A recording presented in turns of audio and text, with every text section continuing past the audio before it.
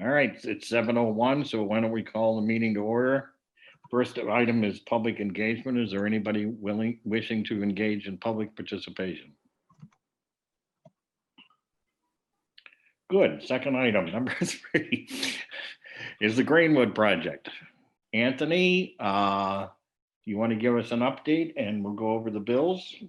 Yep, sure thing. So, and sorry, my camera on my computer is broken, so you can't see All me. right, we didn't want to see you anyway, Anthony.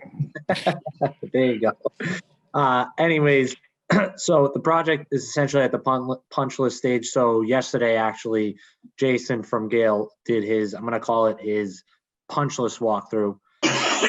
He went through the already established pre-punch list, reviewed items that were closed out, open items. He's going to issue a report to myself in Greenwood, and then Greenwood will have to address the final remaining open items. And then from there, Jason will do his final walkthrough.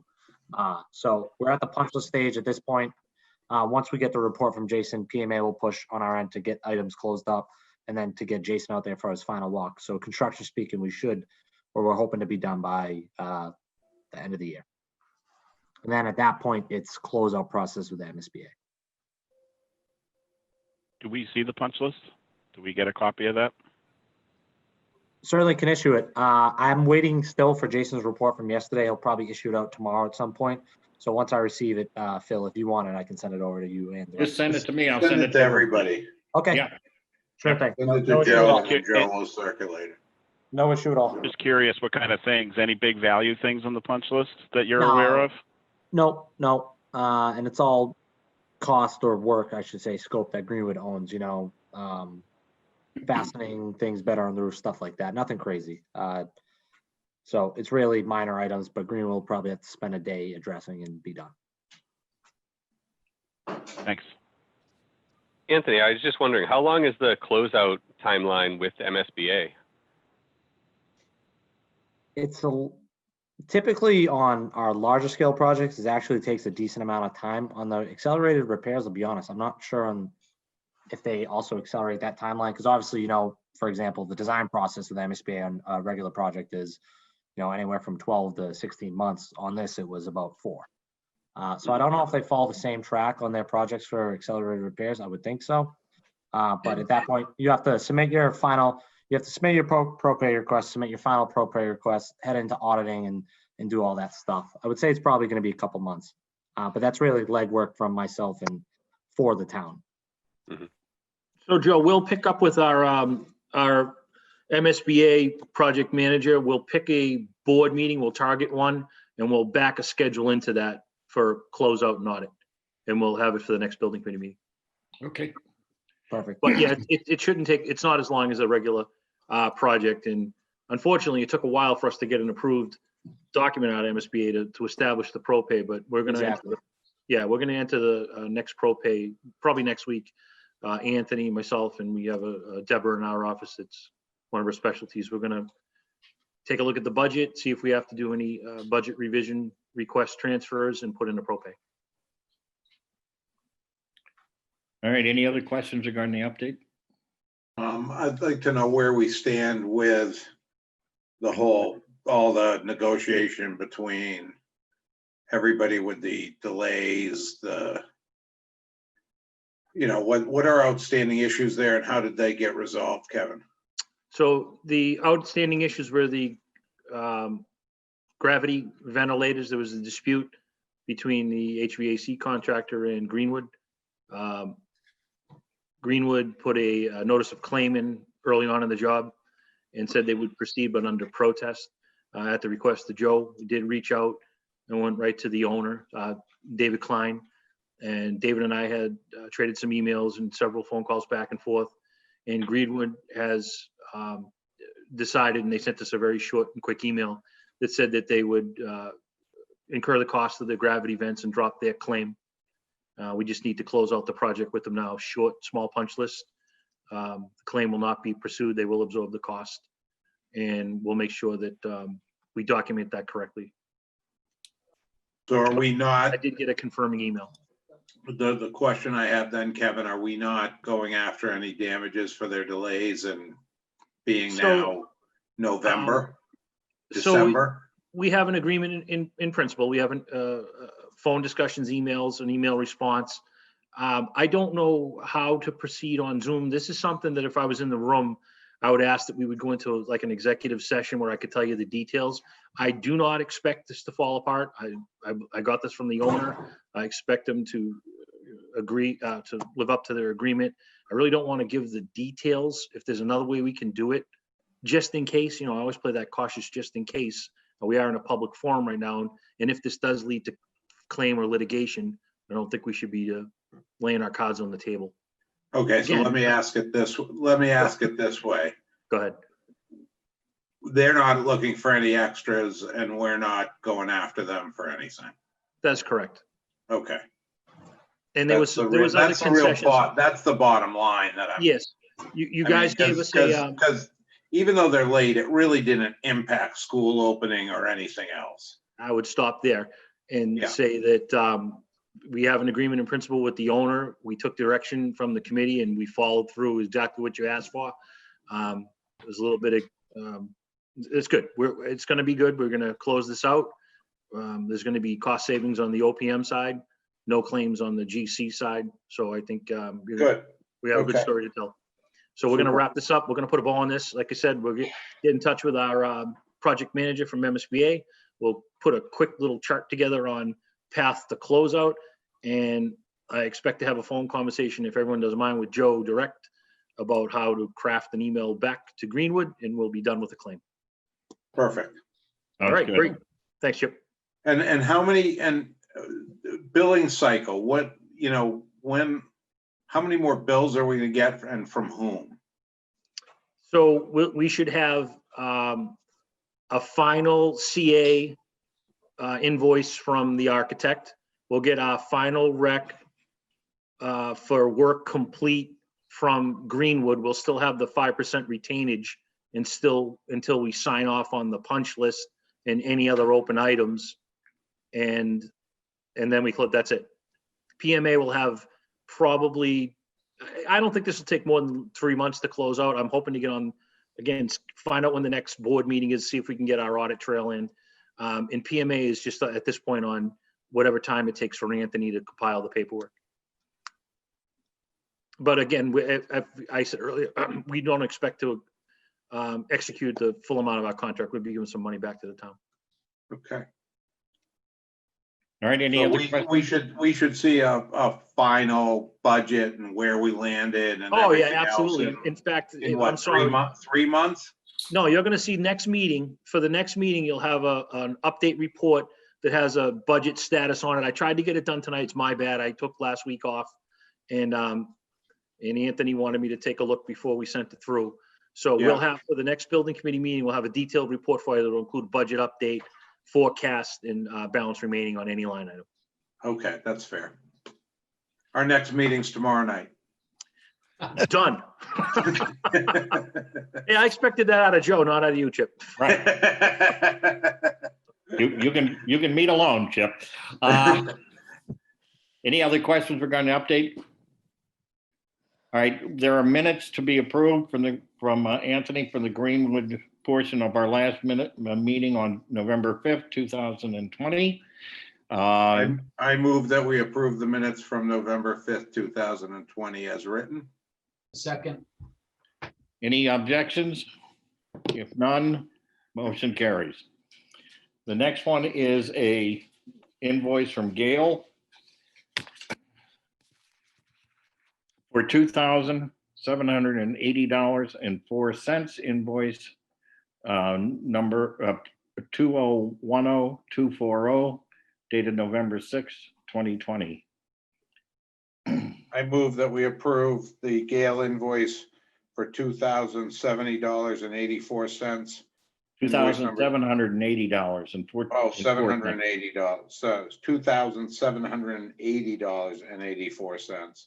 No, Invoice number. 4 cents. just 4 What? cents, Chip. Just 4 cents. You're trying to get Give him 80 cents 84 out of cents, us. will you? I knew you would do that. And 4 cents.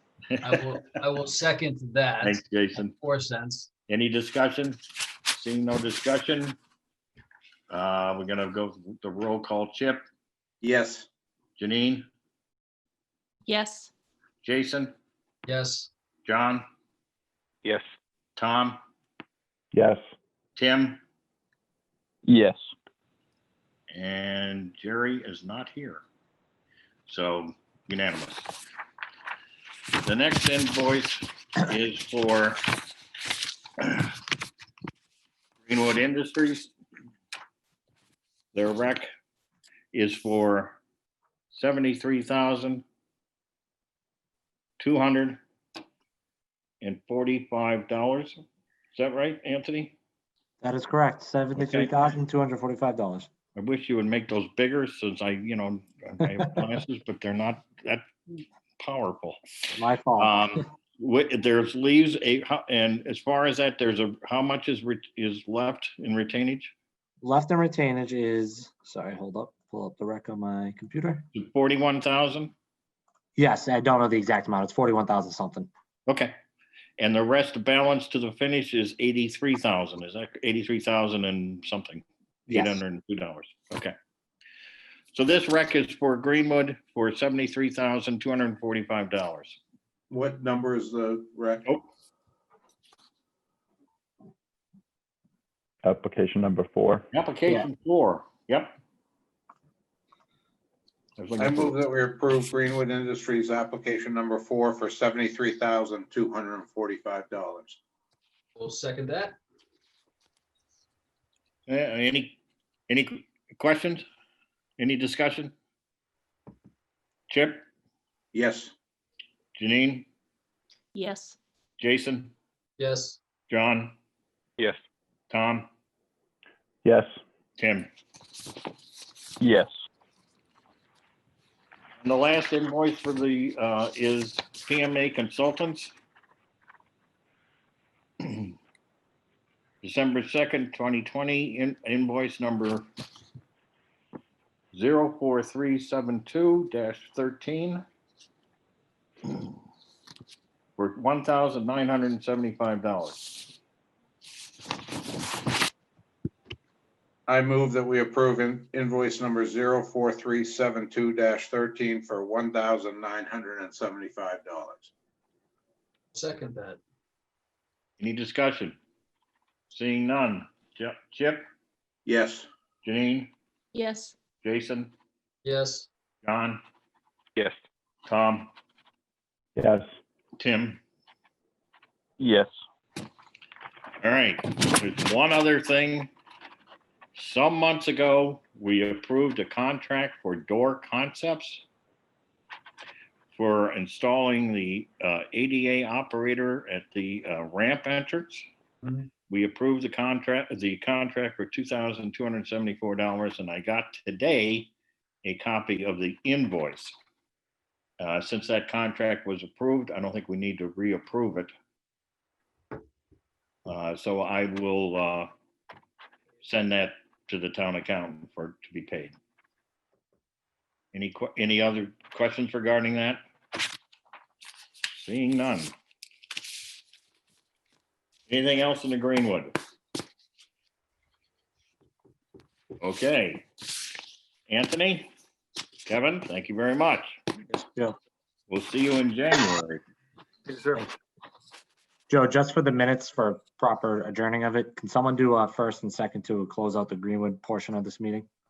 I move that we close out the Greenwood portion of the meeting. I'll second that.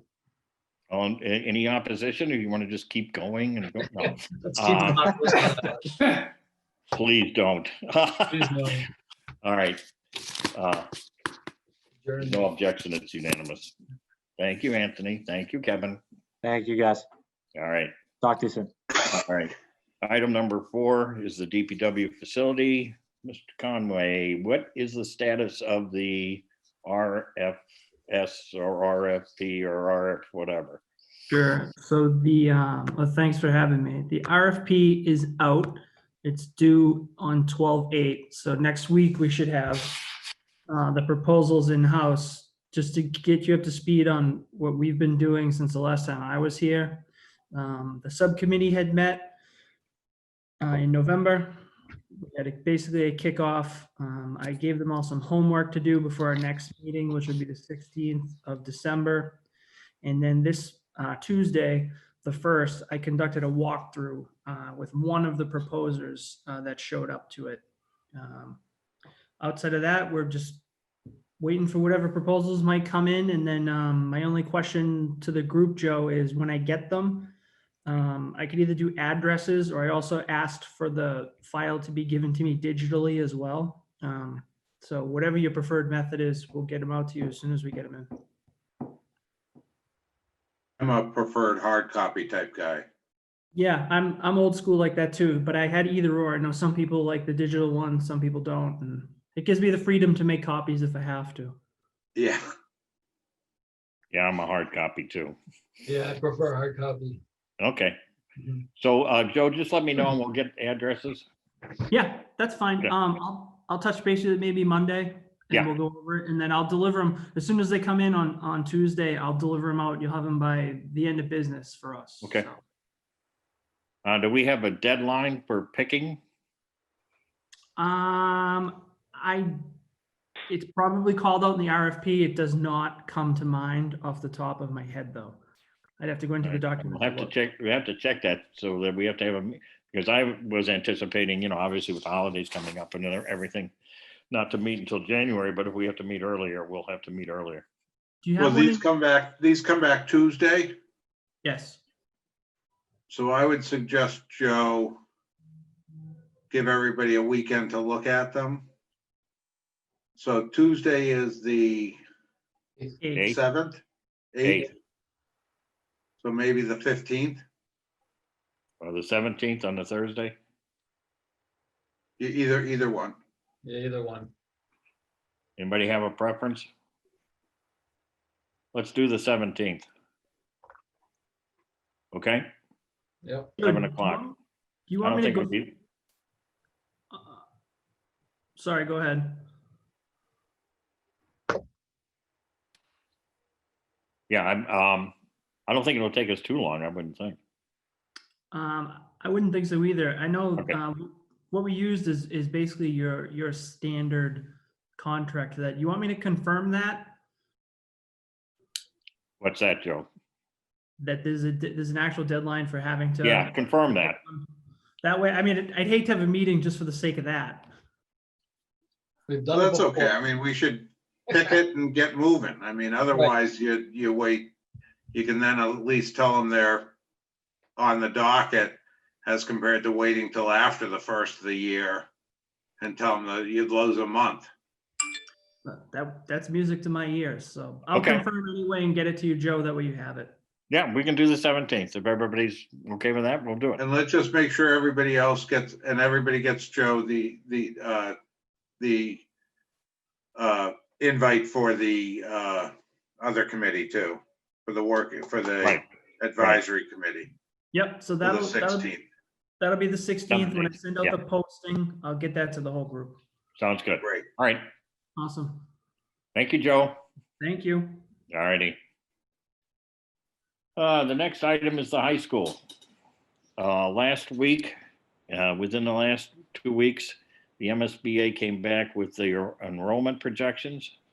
They had initial enrollment projections. The town, we had discussions. I was involved with Steve and Doug Lyons with the MSBA. We felt that those projections were a little low.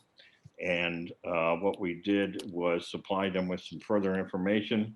They increased the enrollment projection to 1,000 students. The town has essentially agreed to that and sent it to them, to the MSBA. The MSBA board is meeting on the 16th of December. When that is finalized, then will give us the go-ahead to start the feasibility process, study process. Any So we're questions? waiting for after the board meeting on December 16th, Yes, the MSBA board meeting. correct. How do they account for projects in the works are being discussed, like in terms of these projections? Like I know there's a number of buildings, you're not even counting the Big Lake one, but all these others in Salem. Are projected buildings considered into the projections or just as is today? No, there was projected buildings as well. That's what we supplied them with. That was what they didn't have, and that's what allowed them to increase the number. It's been pretty consistently 1,000 for a long time in Wakefield, that enrollment number. So Yeah, it just but surprises me. It surprises me it's not higher, They were but it lower. is what it is. They were lower, Phil. I know. So, okay. Actually, Phil, what, if you can't take, having had the discussions in the past, Wakefield loses a lot of kids in the 9th grade. St. John's, the Catholic schools, the private schools. And there was a consideration also about the new vote. The Yeah. new Voc, right. Yeah, okay, thanks. All right, so we'll know after the December 16th, but if we're able to proceed from there, and we can obviously discuss it the next night if that occurs, and on the 17th. Any questions? Seeing none. Public Safety Building. Shane, you're on. You're on mute, Shane. Hey, good evening, everybody. I sent a meeting package out to everybody today, Joe, so if I could put that up, I'll go through that quickly. If you can allow me to share the screen. You should be able to do that at the bottom. Just click share screen. Wait a minute. Oh, we had it for a second. No, there it is. I'm making you a co-host, Shane. See how good I'm doing this? Huh? Good job. I want that noted. Stop laughing. Joe, I'm putting in for a raise for you. Oh, double my salary. Thanks a lot. Actually, I said 4 times, but if you only want double. Okay, so everybody see that? Yep, looks great. So I'm not sure if everybody had a chance to look at it today. Certainly, once we get into our stride and into the project, I'll try and get it a little bit earlier than the afternoon of the meeting. Just for tonight, this is just an agenda we put together. So we'll go through some administrative actions, the previous meeting minutes, we just have one invoice tonight. We've talked about the designer contract. We have HKT back with us tonight, so we'll present that. We have a preliminary schedule that focuses on the design portion of the project. We have a budget to present tonight, and then other business and discussion we're going to present. We talked about the procurement methods or the construction delivery methods available, so we'll talk a little bit about that tonight. So straight into it, the meeting minutes of the last meeting. I'm not sure if everybody had a chance to go through it. If you have any questions on those or comments. Oh, I move that we approve the November 5th meeting minutes as written. I will second that. Any discussion? I mean, the only thing I would change is in the heading, Wakefield Pun Bluff Blick Safety Meeting. There's a typo up there. I kind of let everything else go, but All right, I'm not sure what happened. I'm actually liking that. On Blick, huh? Pretty good. Okay. Shane, the only thing I have, this Chief Score, the only thing I have is there's a few names missing from from our advisory committee. But I'll email those to you tomorrow. Okay, and I think we might talk a little bit about that tonight as well, Steve, about setting those meetings up and who's actually going to sit on it. So we'll confirm that tonight. Okay. Okay. All right, so Chip had moved, Jason, and I assume it's as amended, correct? As amended. as All right. amended. Any objections to the minutes being approved? Hearing none, they are unanimous. Shane, you have to, once you make those amendments, send it to me so I can review them, and then I'll tell you where you have to send them so that they get put on the public record. Sure, no problem. All right. Second tonight, we just have one invoice for review and approval. It's the OPM invoice for services to date, the $5,000 for left field. I move that we approve invoice number 1 for $5,000 for left field. I will second number 1 for $5,000. Any discussion? Hearing none. Chip, Yes. Janine, Yes. Jason, Yes. John? Yes. Tom Yes. and Tim. Yes. Okey-doke. Hey, Joe, just curiously, how are you signing things and turning them in? Pardon? How are you approving invoices that we approve, and how are you getting them to the town? I deliver. We just used to put them in Steve's box as we walked out of the meeting. Right, I'm delivering them. There's these You print them and deliver them? outside town hall that you put in, you put things in an envelope, Chip, and then you take it and slide it into the little mailbox. Well, maybe Chip's not leaving his house these days. Oh, that's true. Yeah, Okay, No, I I was mean, just it's curious, I actually- was curious as to whether you were doing an electronic signature or what you were doing. oh, no, I fill it out and then I drop it off at town hall Okay. through the mail thing, yeah. Old school. Yep, old school. That's right. Good. So next on the agenda was the designer contract amendment. So since we met last, ourselves at Left Field and Chip and Joe have spoken a number of times to Janet over at HKT. We've gone back and forth on the fees and on the scope of work for the contract. And you got a copy of that today. This is a pretty standard template. It's an amendment to their original contract from a couple of years ago. And we also sent out the backup, which outlines the full scope of work that HKT are proposing to do for the project from here to through the design, through construction to close out. The total amendment is $922,222.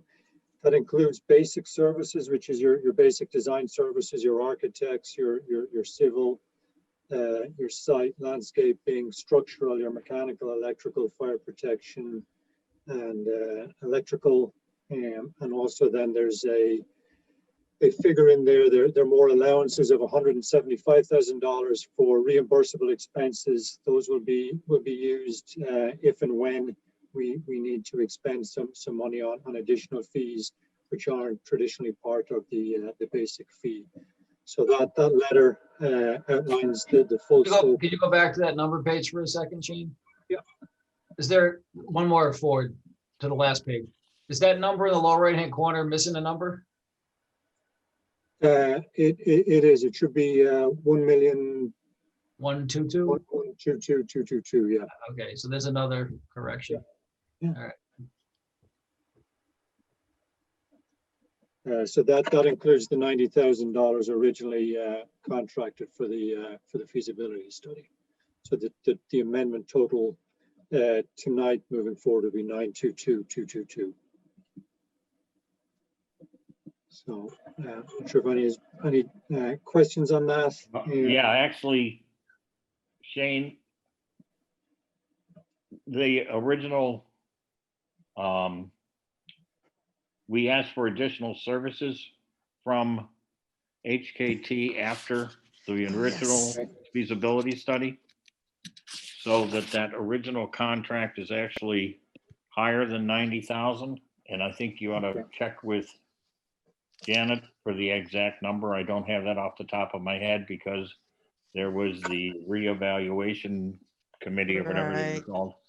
And we had some additional, it was under 100,000. That's all I remember. Yeah. I don't know the exact number off the top of my head. So that should change. We'll make that change. Yep. We'll make that change. Basically what occurred is Chip and I and Lynn and Shane and Janet and Amy had discussions regarding the fee that last several weeks. The fee initially was higher for design than it is now. It was now it is 746,000. Is that correct, Janet? Yes, I think so. For Joe. design services, the other supplemental type services, if we need them, if we don't need them, they're a little fluid there. Those are the ones that have been included in there. Some of them are that we are gonna use, some of them we may not. But the original, but for his HKT services alone, it was 746. 863. 3. Mhm. Joe, I have a question before, I mean, we can approve this, but does Tom have to approve everything before you sign it? He'll take a quick look at it, yes. Yeah. Yeah, I mean, but because it's not, 58 pages long, I don't think it'll take too long. No, But I always make sure the town council sees it before I sign anything. yeah, okay. So if anything goes wrong, we can blame him. There you go. Any questions regarding the contractual amendment and the designer fees and the supplemental services fees? No, I have a quick question. So would this be amendment 2 now, since you made a contract amendment to the original contract? I don't know how you ended up doing I that did it with additional a phone call. services. Yeah, Okay. it was. I did it with a phone So call. and we just- basically, So We'll this is truly the first one, Yeah, formal one. there was no Okay. formal amendment to it. okay, thanks. Yeah. Any other questions? I need a vote to allow me to sign it. I and move that subject we to changes approve the, Subject I to move that town we council. approve contract amendment number 1 for HKT's services. Subject to amendments and town council approval. Correct. All right. I will second that, subject to amendments and town council approval. Any further discussion? Seeing none. Chip, Yes. Janine, Yes. Jason, Yep. John, Yes. Tom, Yes. Tim? Yes. Okay, Shane, what's next? Thank you. The next thing, we put together a preliminary schedule. As I said, this just takes in the design phase. And again, part of the discussion with Janet and Amy has been the schedule and the different phases through the design of the project. So this is still a little bit fluid. We have to confirm these dates with HKT, but I just wanted to share this tonight and show you sort of what we're thinking in terms of a track for the design portion. So with the approval of the amendment tonight, we'll get straight into the feasibility, just verifying that and reviewing it and tying down the scope. We'll start the schematic design. Part of the proposal from HKT is to do some survey work both around the building and inside the building. So that would be part of the schematic design. Once that's done, that helps to put together the 3D model that the designers use to design the building. So that takes a few weeks. Once they have that, they can actually start the formal design work. So that's probably going to be about a couple of months to do that. They got to get out there and do all that work, and then they got to physically construct the virtual model. So it takes some time to do that. So we're looking sometime in April to wrap up the schematic design. Roll straight into the design development. That's where we really start to detail the design and the building. And that's probably the most important, or one of the most important phases, certainly I think. It's when you really do a lot of the detail work for the project. That will roll into the early summer of next year. At the end of the DD phase, we'll do a cost estimate again, and then construction documents. We propose rolling into that. We'll do one more cost check about halfway through or 60% through the construction document phase, sometime in July. That will be the final cost check before we wrap up the 100% construction documents or bid documents and bid sometime in the early fall of 2020. And we should be ready to come back to the committee with bids in hand sometime in October and start construction shortly thereafter. So again, this is just preliminary. We're still going back and forth a little bit with HCT to tie down some of these dates, but I wanted to just present that tonight to show that there is a roadmap when we've started to think about it. Any questions regarding the preliminary schedule? I have a general question. So with the working group, how involved is the working group during this design, during this basically this whole process, this timeline here? Is it little, a lot, medium, I'm just trying to gauge the commitment during these phases. Well, what I always talked to Janet about it is that Janet, and once the contract was approved, which it has been, she is going to be meeting with the advisory committee and our liaisons, Phil, Mark, and Jason, shortly to start the process.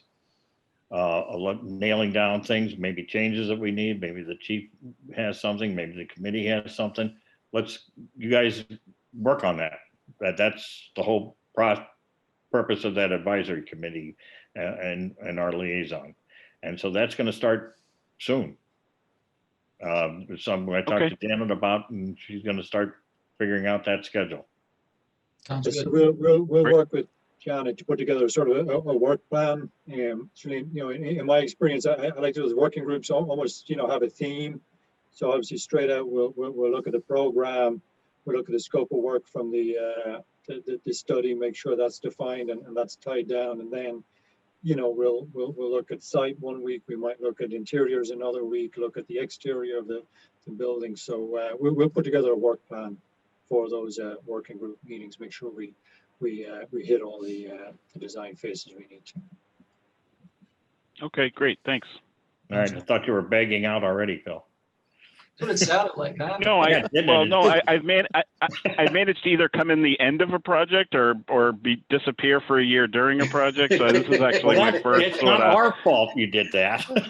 I know, I'm like a wizard, how I just appear and disappear. But Yes. okay, thank you. They answered my question, Shane. Appreciate it. Okay.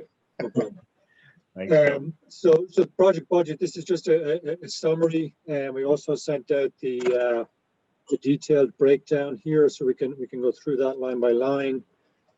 I think some of you may be familiar with this format that Wakefield have used before in Wakefield, but this is a standard template overall project budget report that we do.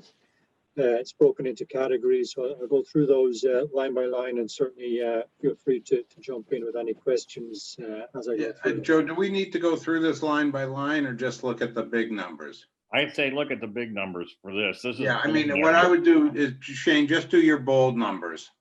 Okay, yeah. So you don't have to do the subsets of them. Sure, fine. So the administration, it is what it says. It's the administration of the contract. The big number there is the OPM's fee of 380, and then we have some other fees for miscellaneous advertising and other administrative costs. We're 410 for project administration. Probably the second biggest cost after construction is your architect and engineering. This is based on the amendment we just approved. It's the 922,222. So that doesn't include the fees that were paid during the feasibility study. This is just the cost of the design and engineering going forward. We're assuming that the feasibility study was paid from a different source. It's not included here. It's just the funds moving forward based on the discussions that South Lynn, Chip, Joe, and Janet and Amy have had over the last couple of weeks. Construction costs. So we've included here, we're assuming this is going to be a CM at risk right now, and that's what this budget is based on. So we would have some pre-construction costs for a construction manager at risk who comes in during the design process and helps with some of the scheduling, the phasing, and the logistics. So that's a cost that we would pay the construction manager before any construction begins. Then our biggest number is the construction cost. This is something that we've kicked around a little bit. It's based on the 2017 report and the estimate that was included in that. That was then escalated out to a fall of 2019 bid, which formed the basis of the town meeting a couple of years ago. And we've escalated that out to a fall of next year to that October bid that I just talked about in our schedule. So this assumes a construction cost up to a fall bid 2021 here at 6.65 million.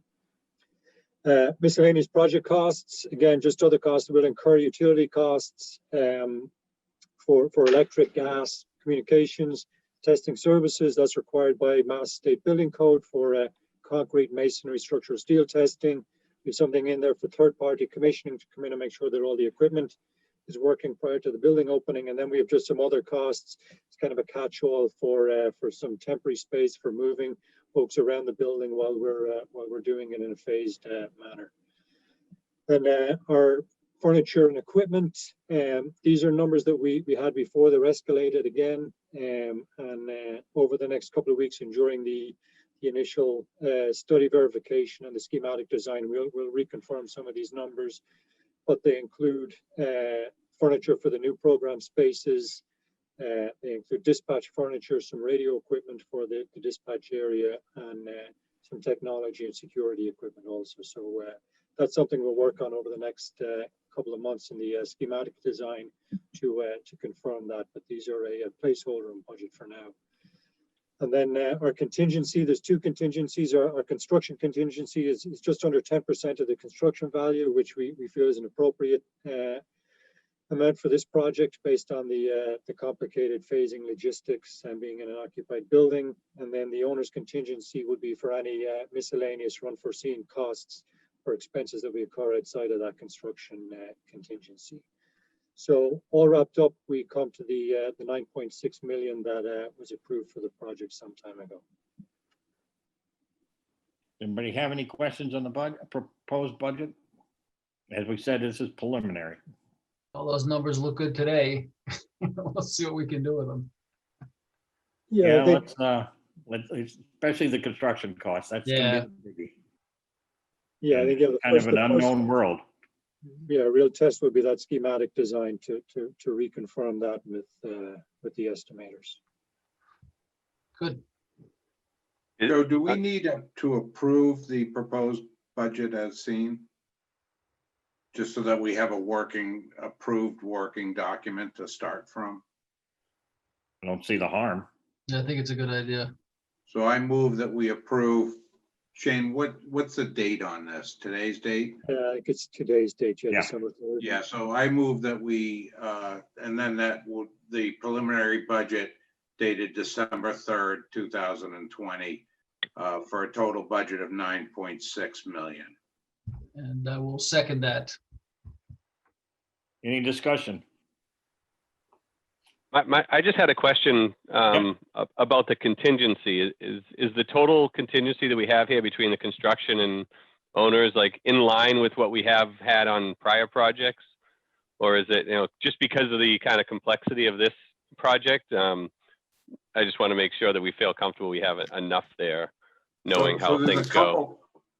Good question, but there's a couple places that we have some extra money. So we have the construction contingency and the owner's contingency. Mm-hmm. We also have money, Shane, go back to supplementary services and the architectural. We have this 168,000, all of these line items, like the building envelope consultant. We may not need that. The scanning services, we will, but there may be other reimbursable costs that don't come to 20. So we have some money there as well. Okay. It's tight. A lot will be determined in this construction cost of 6.6 million. Once we get that first schematic budget back, that, if it comes in lower, that all gets dumped into contingency. Gotcha. Okay. Thanks, Chip. And John, usually contingency has at least of the construction costs, at least 10 to 15%. This is it's over 10% of this, estimated construction costs, Mm-hmm. but not a lot more. And Right. it says it's tight, and that's what I agree with. Okay. All right. Thanks. When we discussed the thing over the past week or so, there were other line items that we got rid of that we don't think we needed, and we were able to put them into the owner's contingency and construction contingency. Okay. All right. Thanks. Any other questions?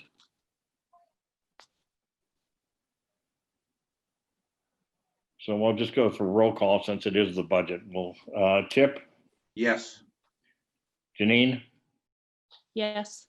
Jason, Yes. John, Yes. Tom, Yes. Tim. Yes. Thank you. Unanimous. Thank you. And the next thing is the other business and discussion. So we talked at the last meeting about the different methods.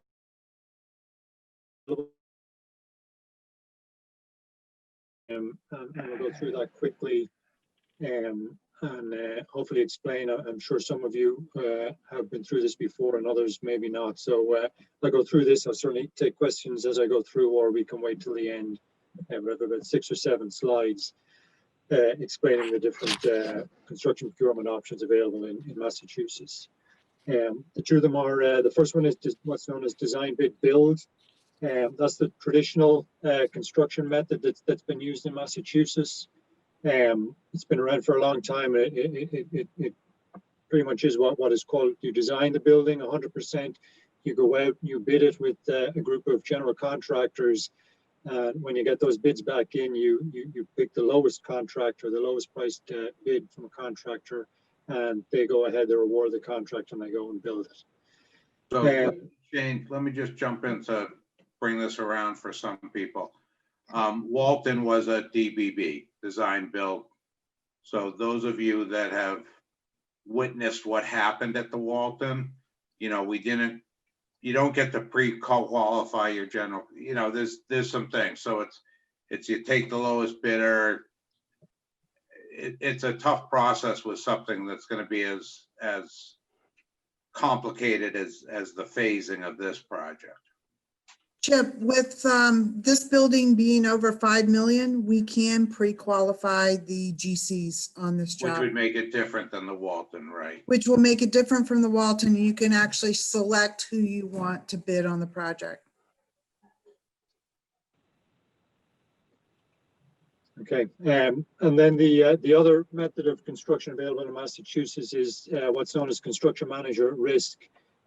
This is a newer delivery method. It was introduced in 2004 as part of the construction reform acts from the state. And this method involves hiring a construction manager during the design phase before the project is fully designed.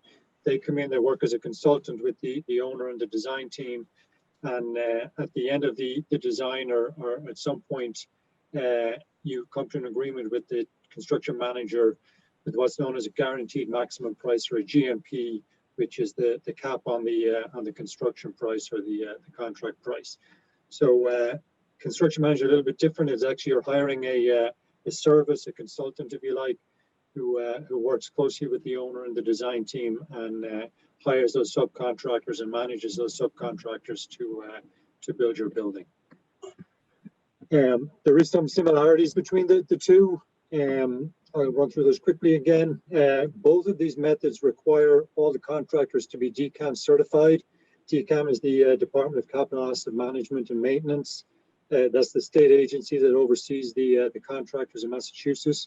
So every contractor submits an application every year to DCAM. They must be certified to be allowed to bid on public work. So both design bid build and CM at risk needs to be DCAM certified. As we just mentioned, pre-qualification. Pre-qualification is the first of 2 steps for both of them.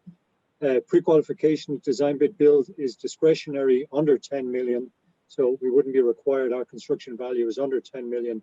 But certainly we can, if we want to pre-qualify general contractors, if that's the road we go down. Both methods require 100% performance and payment bond. So regardless of which way you go, the owner is protected, both for the performance of the contractor and for their payment to their subcontractors.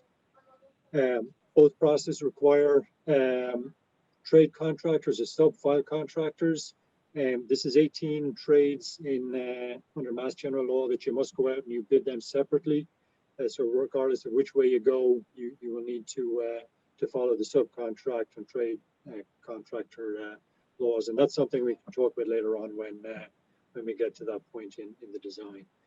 And then the contract amount, it's important to know that whether it's the design bid build, which you'll get a lump sum, or a GMP under CM risk, it can and most probably will increase during the construction due to unforeseen or unanticipated events or circumstances. So just because you get a lump sum on bid day from a general contractor or a guaranteed maximum price from a CM, that doesn't mean it can't change. It will change, and everybody knows there's always change orders on projects, so those can change on both.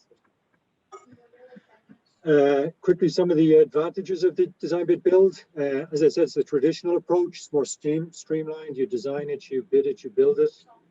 Pretty simple. The design is fully complete before you go out to bid it, so you know exactly what the scope is. The contractors know exactly what the scope is before they put the bids together and submit those. It's one single bid period. Same at risk, you can have multiple bids going out there, so this is just one single bid period. As I said, the pre-qualification discretionary in our project, but it does limit, and it allows us to pick who we think the best contractors are, and eliminate any of the poor contractors from being allowed to bid on the project. Because it's a competitive bid, you get the best pricing there. If we have 5 or 6 contractors who are bidding this competitively, it goes to the lowest bid on bid day. So it does promote the maximum competition in the bidding environment. And then again, you'll have a lump sum construction cost, and that will be set before you start construction. So you'll know exactly what the construction cost is before you start construction. Some of the disadvantages, there's no contractor input during the design or planning, or no contractor input on value engineering. With this method, very likely the first time we'll talk to the contractor is the day we get their bid in, and we would only talk to the contractor who submits the low bids. There's no contractor input during the design phase. The design and construction are sequential, so it may lead to a longer schedule duration. I'm not sure with a project of our size that's relevant here. You really don't have a choice in the general contractor after you pre-qualify a group. So whatever group that you might pre-qualify, whoever's the lowest bid gets the job. Or if you don't pre-qualify, you don't even get to choose who's allowed to bid, and whoever is the lowest bid 99% of the time will end up getting the project. Your final construction costs are unknown until that day you open the bids. So, if our construction budget is 6.65 million and they come in at 7 million, there's really nothing you can do at that point. You can't go back and negotiate with the contractors. So you may have to do some redesign and rebid if the actual bids come in over budget. And then typically the design bid build, it doesn't allow the contractors to come in early, do some early work, any utility work, any demolition, or anything like that. You have to design the project 100% before you can bid and award it. Construction manager risk. The big advantage is you get to interview and select the CM based on their qualifications and their experience. So we'll go through a process where we actually go out. The CMs have to submit their qualifications. We review that. If we feel they're qualified, they'll be asked to submit a proposal, at which point we get to bring them in, we get to meet them, speak to them, ask them questions, and we get to pick them based on their qualifications and their experience. The CM is involved during the design process, so he'll have input on the schedule and logistics and the phasing, which I think is a big advantage in our circumstances here, given that we've got a public safety building that's being renovated and added to. It's a 24/7 facility, and I think a CM's input would be very valuable here. The CM prepares cost estimates along the way. We talked a little bit about the cost estimates at design, development, and construction documents. So the CM would also do cost estimates of that. So they have a little bit of ownership of the cost, and they're certainly involved with the value engineering. If we're not on budget, they need to come up with suitable value engineering proposals to get us back on budget.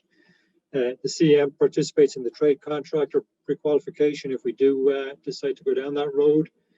The CM provides front-end and general condition input for the subcontractor. So again, this is a pre-construction effort that the construction manager will help put together the bid documents based on how they're going to run and manage the project, and that's how they'll buy out the subcontractor. So before we go to bid, we know exactly how the CM wants to manage his construction site and the subcontractors, and that's what the subcontractors all bid. It allows us early access to the building with the construction manager.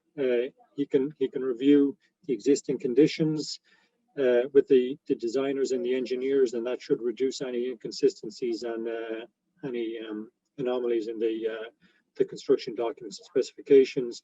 And then if we need to, it also allows some early bid packages, so we could bring in a demolition crew early before the design is completed, or we could bring in some site work to utility work, whatever we want to do there.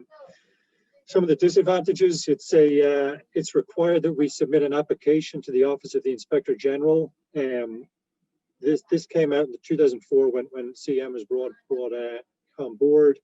In the 16 years that this been on, it's become a little bit easier to submit them, and indeed we've submitted probably a dozen or more applications and never had an issue with the IG, so maybe not so much a disadvantage anymore. If we do have early bid packages, we just need to make sure that the work is coordinated with any packages that may come later on. We don't want to start work before all the work is completely designed and we know what the ramifications are, the coordination issues are with any early bid work versus design work that's ongoing. One of the big disadvantages that there is CM at risk is generally thought to be more expensive than a design bid process. As I said, there's little or no competition with the CMs after we've hired them, and also there's some other costs that are included in a CM project that aren't necessarily in a design bid build, including CM management fees. I talked about the pre-construction fee and some other fees. And then CM at risk, it's a little bit of a misnomer. There is really no risk on the construction manager because they have additional contingencies and allowances that they build into their guaranteed maximum price, which will be used to pay for any misscope items or anything like that. So there's little risk to this. Moving on, the design bid build. What's it appropriate for? It's generally appropriate for less complicated projects on a clean open site. Minimum risks of concealed conditions where we have adequate time to do 100% documents before we go out to the street to bid it. We've used it generally where logistics isn't a problem, and where our schedule is pretty conventional or allows for some flexibility. CM at risk, it's best suited for challenging projects, which I think ours is, where we have a high probability of concealed conditions. We have an original police department there. I think we said from the 50s, and then there was an addition built on. So, there's a chance that there may be concealed conditions there. We've got some complex logistics here, a public safety building with the dispatch of police and fire vehicles and open to the public 24/7. Historic building, I'm not sure if this is a historic building, but certainly it's an old building. It's an occupied building, and we're doing additions to the existing building. So I think the CM at risk definitely lends itself to our project here. And then just quickly, if we wanted to make a decision tonight, and with the design bid build, we really don't have to do anything now. We'll go ahead, we'll design the building, and we would bid it in a couple of months. And I've just outlined the steps that we would have to take if we do choose a CM at risk delivery method. I'm not sure, Joe, if you want me to go through these, or we can go back and talk to some of the points that I've spoken about already. Well, my initial question is, when in the process, and Janet, you may help as well, or Amy, when in the process do we have to make that decision on the CM at risk? Well, I think that the CM at risk, the sooner the better, and because we do have to submit an application to the Inspector General's office, that the Inspector General has 60 days to review that application before they make a decision. It's been happening quicker than that, just because they know the process, they know the OPM's process, they've seen our application, so it's a little bit quicker, but the sooner the better to get that in. I would say if we want to get it in no later than January to get them on board sooner, the sooner you can get a CM on board, the most advantageous to the project as well. Joe, I would agree with that. The sooner the better. Chip?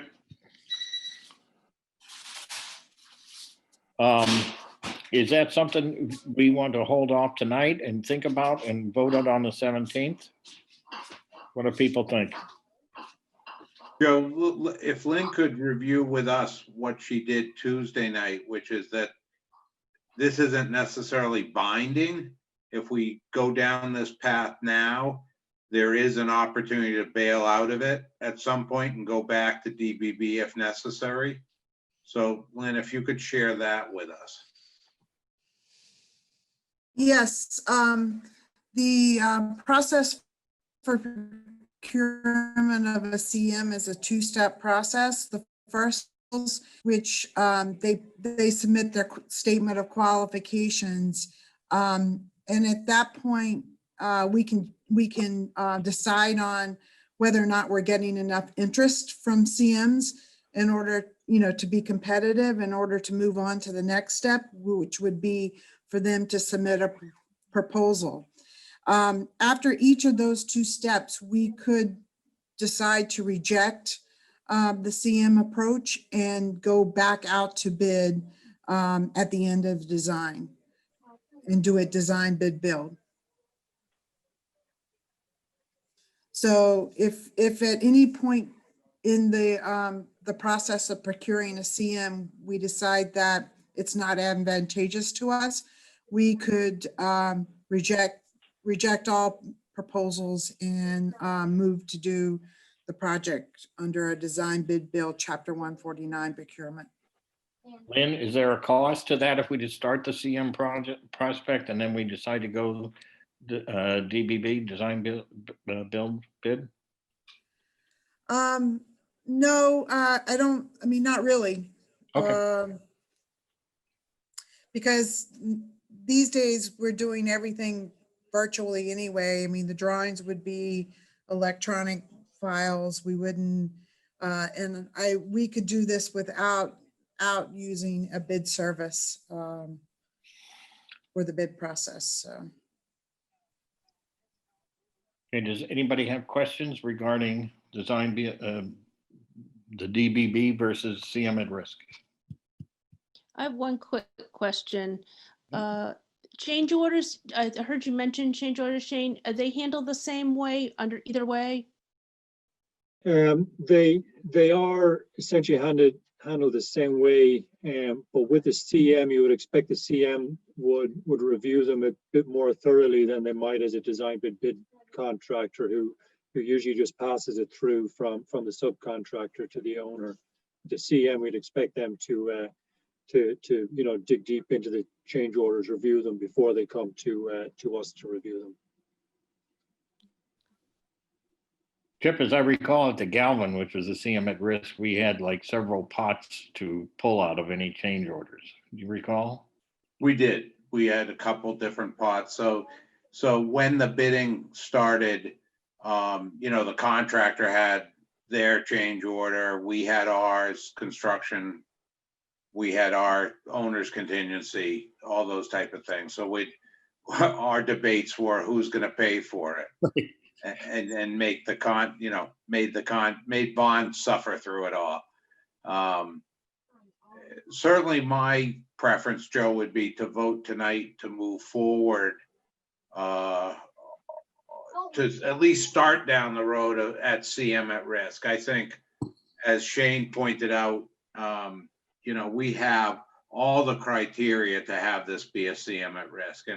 And I just think back, mainly logistically, with keeping the police station up and running and all the, it's not really stages, but it is to go from A to B to B so C can be used, to have that conversation and to get into a conversation with somebody's DBB and then they're like, yeah, we didn't think of that. We didn't know that. That wasn't covered. There's just, I see arguments daily. And with a CM at risk, I don't see those because it'd be like, hey, guys, you were involved in the meeting. You knew this was coming up. You own it. I think we have a much better stand for less change orders, Janine, with a CM at risk than you do with a design bid build. With a design build, you really, between the architect and us and the OPM, you've got to go through that contract over and over and over again to make sure they got everything covered or you're nailed. Not so much with a CM at risk. You know, there is some of the, you know, they own some of that. So that's my opinion. I'm certainly open, and particularly where we have a way to get out. I'm just concerned that the more we push it down the road, whether it's a week or two becomes 4 becomes 8, the quicker we can get this on the street to bid, I think the better off we are, and the less expensive it will be. They're still hungry right now. I don't know what that's going to be 6 months from now, a year from now. I don't think any of us do, but we certainly know that the quicker we can get it out there, the better it would be. All right, any other discussion regarding CM at risk or the DBB? Anyone?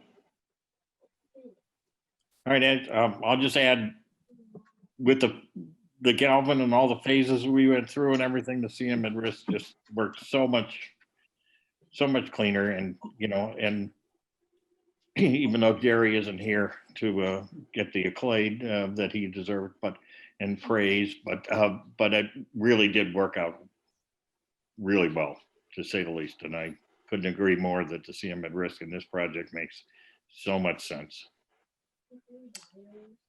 So with that, if there's no further discussion, yep, somebody? I'd like the idea of voting on it tonight, because, you know, we got the holidays coming up. It's going to, you know, possibly delay things. So, you know, if we can move forward with it and we do have that way to back out, I think it makes a lot more sense to start moving in that direction. So I assume that's a motion, Janine. Sure, can be. All right, Janine moves to start the CM at risk process. Do I have a second? Yeah, I'll second that, Joe. All right, Jason, Thanks, thank you. Janine. He'll second anybody, Joe. I know. Not anybody, not anybody. Just say second and Only if it's a good idea, Chip. I thought it was a good idea. From now on, I'll just say second and Jason unmutes. And that's that. All right. All right.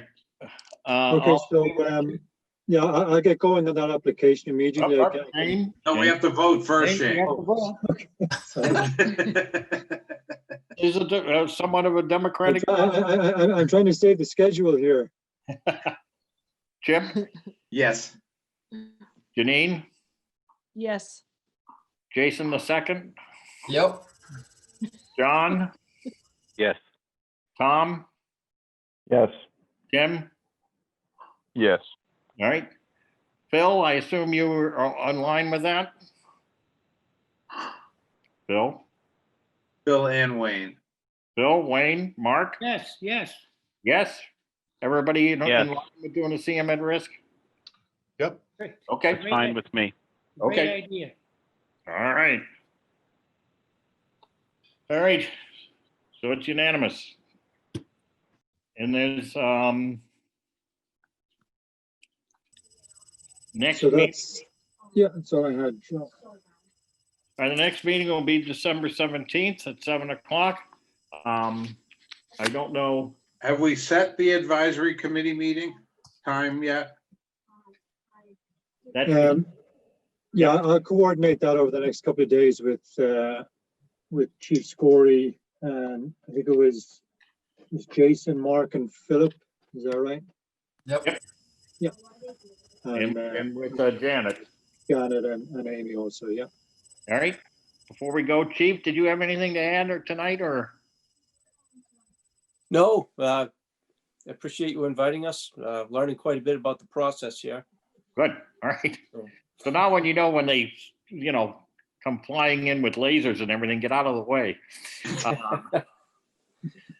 All right, Thanks, guys. anybody, anything else? Wait, before we Yep. go, are there any, Janet, we had talked about getting approval to do some, get going preliminary on some of the items?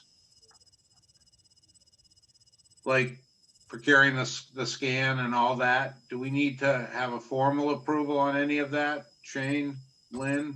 We have to get a Janet, notice to Amy? proceed, don't we? Well, You- I'll make you those just revisions. approved- Yeah, I'll make the revisions to the amendment, and I mean, I think we can get that signed in the next day or certainly by early next week. So Lynn, I'm sure you can get that scheduled, right?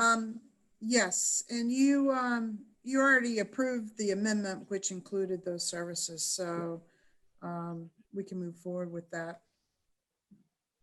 Do we Janet- need a letter of, yeah, Amy, go. No, I was going to say Janet's trying to talk, but she doesn't have her mic down. Oh, sorry. I was just going to say, and I'm sure Amy would jump in for me, is that if someone wants to just sign like a sort of an email to us, sort of a notice to proceed with the contract coming, we can then call people tomorrow or Monday to get them going. The biggest one is the anybody that's going to come on site with some crews, which is the laser scans, the survey, and geotechnical. It's going to be invasive for the fire and police departments. And so we want to get them on board so we can get a schedule to you right away about when they're going to be there, what's going to have to move, who's going to, I know the chief was on that call the other day, so he knows he has to schedule people to sort of escort people around these, the scanner, the people, they might be there as much as 10 days. So, there's quite a bit of impact. And so we want to get that scheduled as soon as possible. So if you get us something in writing, email, whatever, we can start that process right We'll away. send you a notice to proceed letter. Okay. Can you send it Okay, thank you. tomorrow, Lynn? Lynn? Lynn? Yes. Yeah, well, yeah. Okay, send it First thing tomorrow, tomorrow. and then I'll find, if Jane make the changes to the contract, I'll get it signed by Monday. Yep. Okay? Yep. Any other Great. business, anything else? Thank you very much. Stay I safe. move that we adjourn. Good night, everyone. Motion adjourned. Bye. You- Want to adjourn? Leave meeting. Bye, everybody. Thank you. Good Thank night. you, guys. Take Good care, night. everybody.